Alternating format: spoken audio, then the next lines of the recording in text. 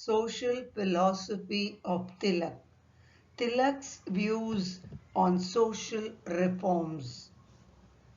First point.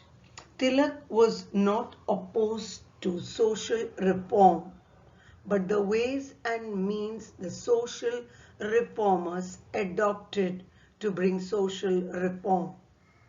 The Western educated reformers who ridiculed Hindu religious codes and scriptures had no moral right to judge the social codes associated with religion.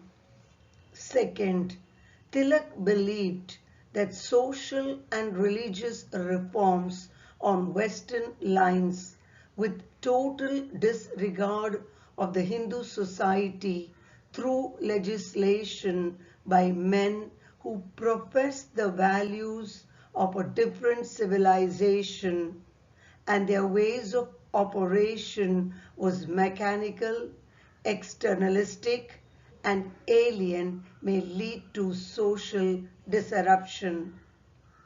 Third, Tilak felt humiliated that the Hindus were requesting the bureaucracy to make social laws for the Hindus. Tilak held the view that Indians were politically able and had organizational and administrative skills to bring social reforms instead of being implemented from above. Tilak believed that once political rights was obtained, a proper atmosphere could be created where Indian representatives and men of eminent moral and spiritual character who follow the Hindu way of life can resolve the problems of social and religious change. Thus, Tilak stood for organic, evolutionary, and spontaneous conception of social change. He believed that if people were willing to accept social reforms through the spirit of compromise, then why should there be defiance against social reform? Tilak's views on reforms on various issues in the Indian society is as follows. First point, untouchability. Tilak was opposed to inhumane practice of untouchability, which is evident from the statements that he made. If God believes in untouchability, I do not believe in God.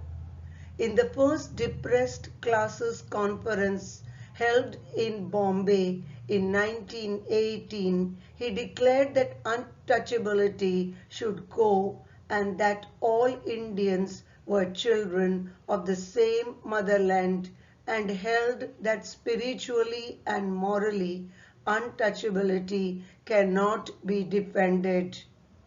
The goal of Tilak's Ganesh celebration was not only to unite people but also to remove caste barriers. This was possible because everyone could partake in the festival and take the statue of God in the procession along with the higher castes. He opined that to establish a egalitarian society in a tradition-bound country had to be dealt with caution and moderation. Second, marriage. Tilak opposed early marriage but was against the 1891 Age of Consent Bill, which increased the age of a girl from 10 to 12 years for marriage. He saw this as interference with freedom movement and protested against the British government for interfering with our social customs or ways of living, even if it was beneficial to girls. Tilak wanted social reforms by conscious consent of the society and not by British law, because he believed that laws alone could not change the attitude of the society. For example, Tilak delayed his daughter's marriage until was allowed by the Shastra's maximum time frame. In 1918, when the Hindu marriage bill was introduced in the Imperial Council, he opposed the bill not on social or religious grounds, but that it would interfere with the economic law of succession. Third, widow remarriage. Tilak was not opposed to widow remarriage, but denounced remarriage of widows and objected to remarriage of men because he wanted them to work for the emancipation of the country. He held the view that remarriage of widows would not lead to loss of caste. Tilak suggested at the fifth social conference held in 1891 at Nagpur that attending the celebration of widow remarriage was not enough, but people must participate in the marriage feast to demonstrate their sincerity towards widow remarriage. Tilak was opposed to marriage among various castes, but had no objection to marriage among the various subsections of the same caste. Third point, education of women. The culture and social background of Indian girls were different from British girls, so should have a different curricula. He was against girls attending full day or 6-hour school. He wanted them to attend half-day school after completing their household work. He believed that education would prepare the women to work as clerks in British office. This would make women forget their responsibility of doing domestic labor. He was against passing of hasty legislation for reforms. He believed that education of the general public would benefit rather than education of a few selected women.